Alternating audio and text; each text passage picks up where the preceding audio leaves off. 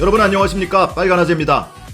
정경심 교수의 상고심을 담당할 대법원 재판부가 정해졌지요. 대법원 2부가 맡기로 했습니다. 대법원에서는 여러가지 법리적 쟁점에 대해서 심리를 하게 될 겁니다. 그 중에 가장 중요한 것을 꼽으라면 동양대 강사휴게실에서 임의 제출받은 PC가 증거 능력이 있는지 없는지 이 부분이 될 겁니다. 근데 이와 관련해서 이 사건과 직접 대입 가능한 최신 논문이 나왔습니다. 그래서 이 논문을 토대로 이 증거가 능력이 있는지 없는지, 검찰이 적법하게 확보한 건지 위법하게 확보한 건지 이 부분에 대한 결론을 한번 따져보려고 합니다. 먼저 대법에서 다투게 될 쟁점 중에 몇 가지만 좀 살펴보면 1심과 2심의 판단이 엇갈린 혐의가 있습니다. 먼저 증거은닉 교사 혐의가 있죠. 정경심 교수가 김경록 PB에게 컴퓨터 하드디스크를 맡기고 보관하고 있어라 라고 한 것이 증거은닉을 교사한 것이다, 이런 혐의가 있었습니다. 1심에서는 무죄 판결이 나왔었는데 항소심에서 유죄로 뒤집혔습니다. 그래서 이것도 대법에서 다투게 될 쟁점 중에 하나일 거고요. 또 하나는 미공개 정보 이용 혐의가 있습니다. 정경심 교수가 동생과 함께 코링크피를 통해서 WFM 주식 실물주권 12만 주를 매수했습니다. 그런데 이것이 미공개 정보를 이용한 것이다 라는 혐의가 있었습니다. 1심에서는 유죄 판결이 나왔었는데 항소심에서는 무죄로 뒤집혔습니다.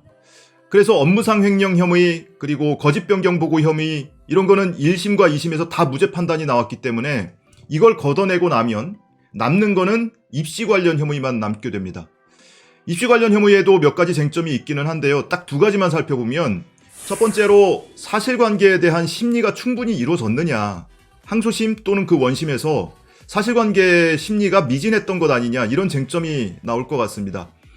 예를 들어서 정경심 교수, 조국 교수의 딸이 서울대 공익인권법 세미나에 참석을 했었다라는 증거와 증언이 항소심 과정에서 튀어나왔습니다. 근데 항소심 재판부가 판결을 하면서 이 부분을 그냥 제대로 판단하지 않았어요. 따로 판단하지 않는다라면서 비껴갔습니다. 그래서 제가 굉장히 비겁한 판결이라고 하는데, 이것 때문에 심리가 미진했던 것 아니냐, 이런 지적을 받고 있죠.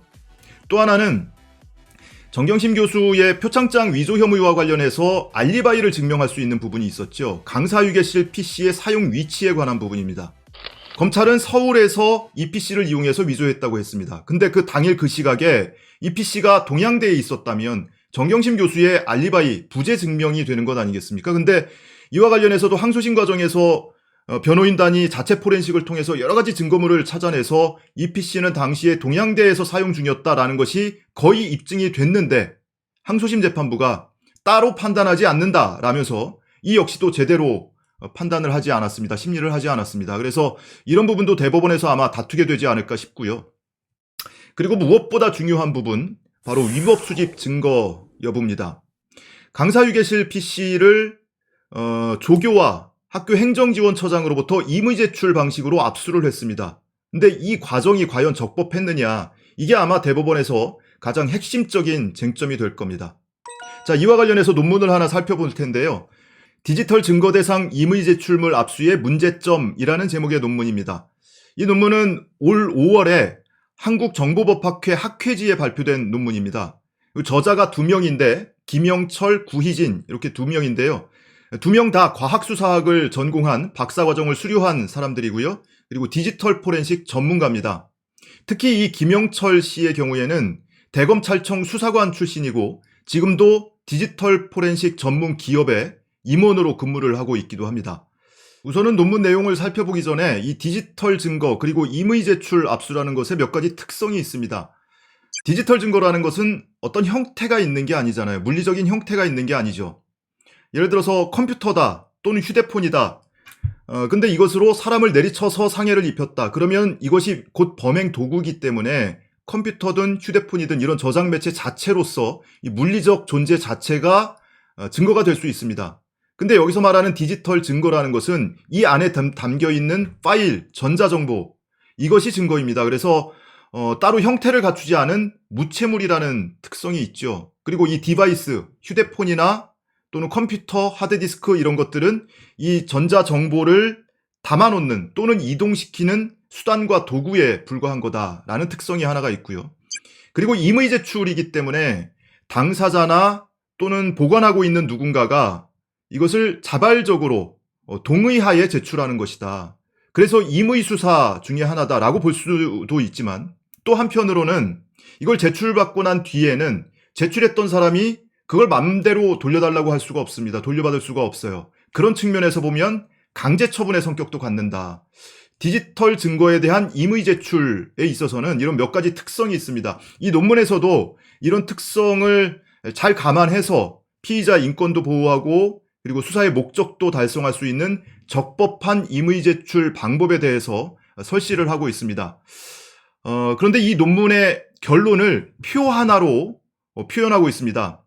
우선은 제출자가 소유자이냐, 주인이냐, 그리고 제출자가 점유자이냐, 이것을 내가 보관하고 있는 사람이냐, 소지하고 있는 사람이냐, 그리고 아래에 보시면 소유자의 법익 침해가 예상되느냐, 그리고 소유자의 동의를 얻었느냐, 이런 몇 가지만 테크트리를 따라 내려가다 보면 이 임의 제출이 적법한 것인지 또는 위법한 것인지 결론에 다다르게 됩니다.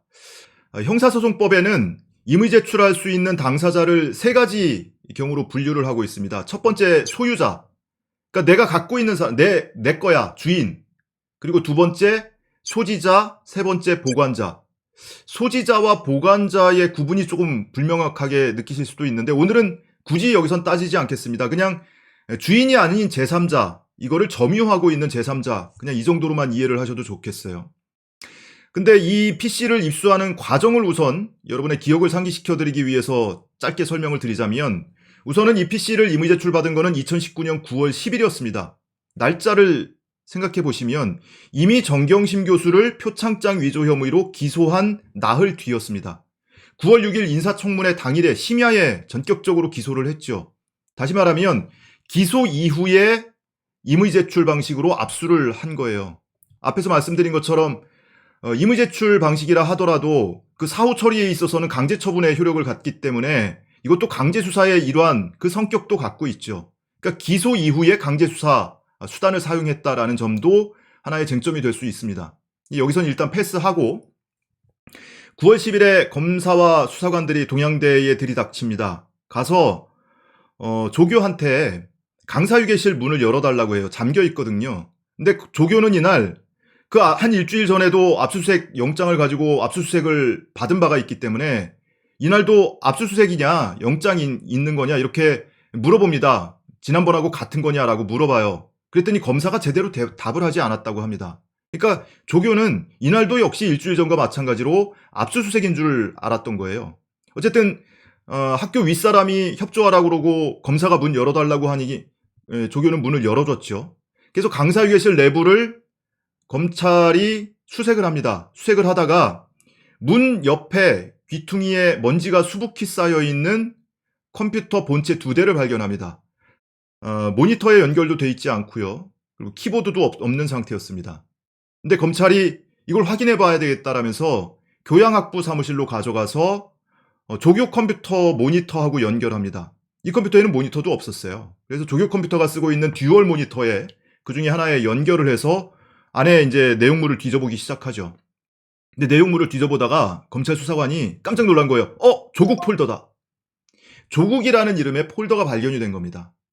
그럼 이 순간 이 컴퓨터가 누구 것인지 분명히 확인할 수가 있잖아요. 정경심 교수 거죠. 동양대는 업무용 PC는 전부 삼성 PC를 씁니다. 근데 이 PC는 아수스 외국 제품이에요. 근데 이 PC를 동양대에서는 사용하지 않는 PC입니다. 그리고 그 안에서 조국이라는 이름의 폴더가 나왔으면 이 PC가 정경심 교수 소유라는 것은 누구나 알 수 있는 상황이었습니다. 그런데 정경심 교수 소유자한테는 연락조차 하지 않았어요. 그러면서 그 즈음에 정체불명의 USB를 이 PC에 삽입합니다. 그게 기록이 남아 있습니다. 그러고 나서 조금 있다가 컴퓨터가 꺼졌다. 뻥났다. 구동이 되지 않는다. 라면서 통째로 검찰 청사로 가져가겠다고 조교한테 임의 제출을 해달라고 요구를 합니다. 그리고 이 과정에서 조교가 자필 진술서를 쓰는데 검찰이 불러주는 대로 쓰라고 했습니다. 내가 인수인계 전임 조교로부터 인수인계 받았다. 그리고 내가 가지고 있었다. 그리고 반환했어야 되는데 안 했다. 이런 내용을 진술서에 써넣으라고 합니다. 근데 조교가 거부해요. 이렇게 쓰면 안 될 것 같은데 이거 아다르고 어다른데 이렇게 쓰면 안 될 것 같은데요 라고 했더니 검사가 얘 안 되겠네. 관리도 제대로 못하고 징계 줘야 되겠네. 이러면서 겁박을 합니다. 그 상황에서 옆에 상급자가 행정지원처장이 쓰라는 대로 써드려 라고 해서 반강제적으로 그 진술서를 써서 제출을 하기에 이르릅니다. 그리고 그렇게 임의 제출받은 PC를 검찰이 검찰청사로 가지고 옵니다. 서울로 가져와서 그 다음날 오전부터 포렌식을 합니다. 그런데 이 포렌식을 하려면 이 컴퓨터에 봉인을 할 거 아닙니까? 오염되지 않도록 이것이 원본과 동일하다, 무결하다 하는 것을 증명하기 위한 수단으로 봉인을 했다가 이거를 당사자가 지켜보는 가운데에서 봉인을 해제합니다. 그리고 해시값을 산출해요. 원본과 동일하다, 무결하다라는 것을 입증하기 위한 해시값을 산출하고 포렌식에 들어가게 되죠. 근데 이 과정에 검찰청사에서 검사와 수사관들만 있는 자리에서 이런 작업이 이루어졌고 임의 제출 당사자인 조교도 행정지원처장도 그리고 이 컴퓨터나 파일의 소유자인 정경심 교수 그 누구도 입회하지 않은, 참관하지 않은 상태였습니다. 근데 이렇게 해서 파일을 추출해서 증거로 활용을 하고 그리고 이렇게 파일을 추출했을 경우에는 피압수자한테 전자정보 상세 목록을 즉시 제공하게 되어 있습니다. 원래는 현장에서 교부하도록 되어 있어요. 근데 현장에서 파일을 추출하지 못하고 통째로 가져왔으니 파일을 추출하고 나서는 즉시 이 목록을 교부해야 되는데 교부하지 않았습니다. 정경심 교수, 소유자인 정경심 교수는 지금까지도 이것을 교부받은 바가 없고요. 그 임의 제출을 했다고 하는 조교와 행정지원처장한테도 5개월이 지나서 재판 시작되고 변호인단이 이거 위법하게 수집된 증거야 라고 주장을 하니까 그때서야 부랴부랴 이메일로 이 상세 목록을 교부합니다. 이런 과정을 거쳐서 확보한 PC가 이 PC고 증거들입니다. 그리고 이후에도 재판 진행 과정에서도 수십 차례에 걸쳐서 추가로 이 증거물들을 추출해내죠. 자, 그러면 이 과정을 전제해 두고 조금 전에 보여드린 이 논문에 수록된 표에 이 상황을 한번 대입을 해보죠. 그나마 이 표에는 임의 제출 받는 과정까지만 대입이 가능하고 그 이후에 이루어졌던 이런 여러 가지 위법 소지들에 대해서는 이 표로 대입할 수가 없습니다. 그리고 임의 제출 받는 과정 속에 있었던 조교를 겁박했다. 그리고 압수수색인 줄 알게 착각하게 만들었다. 그리고 뭐 징계 운운하면서 윽박질렀다. 이런 것들 다 걷어내고라도 이 표에 한번 대입을 해보면 어떤 결과가 나오는지 한번 같이 보시죠. 우선은 제출자가 소유자인가? 이 PC를 제출한 사람, 임의 제출한 사람이 소유자냐? 조교와 행정지원처장입니다. 근데 PC 소유자는 정경심 교수예요. 소유자 아니죠? 그럼 오른쪽으로 갑니다. 제출자가 점유자이냐? 점유자인지 여부에 대해서 논쟁이 많습니다. 소지자냐, 보관자냐, 또는 무관한 사람이냐? 이 점에 대해서는 여러 가지 논쟁이 많지만 검찰과 원심 재판부의 판단을 그대로 인정해서 점유자라고 치자고요. 아래로 내려갑니다. 소유자의 법익 침해가 예상되는가? 소유자는 정경심 교수라고 말씀드렸죠. 정경심 교수의 재산권, 그리고 사생활권, 이런 여러 가지 법익 침해가 충분히 예상할 수 있는 상황입니다. 그러면 yes, 아래로 내려갑니다. 소유자의 동의를 얻었는가? 정경심 교수의 동의를 얻었습니까? 알려준 적도 없어요. 그럼 no, 오른쪽으로 가면 어떤 결과가 나옵니까? 위법한 임의 제출이다. 이런 결론이 나옵니다. 이 논문에 따르더라도 강사유계실 PC는 위법한 임의 제출이다. 위법 수집 증거다. 이런 결론이 나옵니다. 이 논문이 의미를 갖는 거는요. 이 디지털 증거에 대한 임의 제출 과정에 대해서 법에 제대로 정립되어 있지 않습니다. 기껏해야 한두 개 조항이 전부고요. 그 절차에 대해서 상세하게 규정되어 있지를 않아요.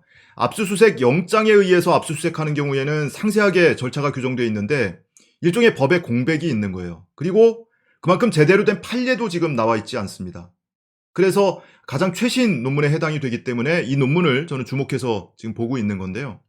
앞서서 생략했던 판단 기준, 제출자의 적격성, 이 제출자가 점유자냐, 즉 소지자나 보관자에 해당이 되느냐, 이 점도 다시 한번 좀 살펴보면요. 임의 제출한 사람이 지금 조교만 많이 알려져 있는데 2명이었습니다. 이 학교 행정지원처장도 임의 제출자였어요. 근데 우선 조교부터 보면 조교가 점유자라고 하고 있는 거 아닙니까? 원심 재판부는 소지자다 또는 보관자다 이렇게 판단을 하고 있습니다. 근데 과연 정경심 교수의 PC를 거기에 보관해둔 것, 놔둔 것인데 이것을 조교가 소지하고 있거나 보관하고 있다고 볼 수 있느냐. 그 강사휴게실이라는 공간은요, 강사들이 공용으로 사용하는 공용 공간이고요. 그 앞에 있는 교수들 방이 쫙 있는데 그 교수들도 본인이 사용하지 않는 물건들을 뭐 창고처럼 거기에 보관해 두기도 합니다. 그래서 사진을 보시면 뭐 자전거도 있고요. 뭐 여러 가지 서류, 책, 그리고 여러 가지 장식물 이런 것도 있습니다. 그 중에 하나가 수년째 방치되어 있던 정경심 교수의 강사휴게실 PC였던 겁니다. 교양학부 조교들이 인수인계를 할 때 물품 인수인계서를 작성합니다. 근데 이 인수인계서에 보면 이 PC는 인수인계 대상 물품도 아니고요. 그리고 강사휴게실 점검표를 보시면 점검표에도 책상, 소파, 테이블, 컴퓨터, 이 컴퓨터는 이 PC가 아니고 실제 학교에서 지급된 업무용 컴퓨터입니다. 이 컴퓨터 그리고 의자 등 몇 가지만 기재가 되어 있습니다. 다시 말하면 조교가 관리하는 대상 물품도 아니었고 전임 조교와 인수인계 받을 대상 물품도 아니었던 거예요. 근데 이것을 조교가 점유하고 있었다라는 판단하에 원심 재판부에서는 이 제출자의 적격성이 인정된다 이렇게 판단을 했던 겁니다. 행정지원처장은 더합니다. 행정지원처장은 소지자도 아니고 보관자도 아니죠. 이 논문에서도 이 사례와 유사한 대법원 판례를 수록하고 있는데요. 2010년에 대법원에서 나왔던 판례인데 경찰이 지자체에 수사를 나갑니다. 그래서 이 군청 행정계장한테 직원들이 쓰던 컴퓨터를 모아서 임의 제출 받아서 갑니다. 근데 이 군청 행정계장은 단순히 관리자지 이 PC를 소지하고 있거나 보관하고 있는 사람은 아니다. 그래서 위법한 수집 증거다, 위법하게 수집된 증거다 라면서 대법원에서 이 위법 수집 증거라는 판례를 만들어낸 적도 있습니다. 더더구나 이 사건의 컴퓨터는 업무용 컴퓨터입니다. 군청에서 직원들에게 업무용으로 쓰라고 지급된 컴퓨터인데도 이 컴퓨터의 사용자가 아닌 관리자가 제출한 것은 위법 수집 증거라고 판단했어요. 근데 이 강사휴게실 PC는 심지어 학교에서 지급한 컴퓨터도 아니고 개인 소유물입니다. 개인 물품이에요.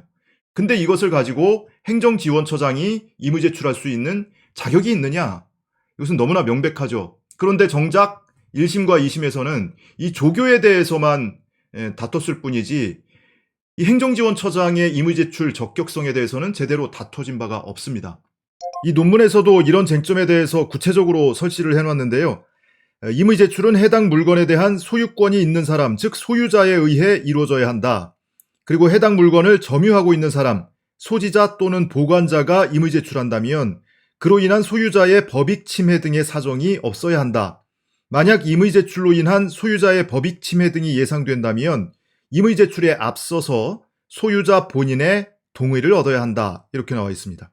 이 PC의 증거 능력 여부에 대해서는 지금 정경심 교수의 대법원 상고심뿐만이 아니고 조국 전 장관 재판에서도 지금 공방을 앞두고 있습니다. 이 PC의 증거 능력에 대해서 다투게 될 겁니다.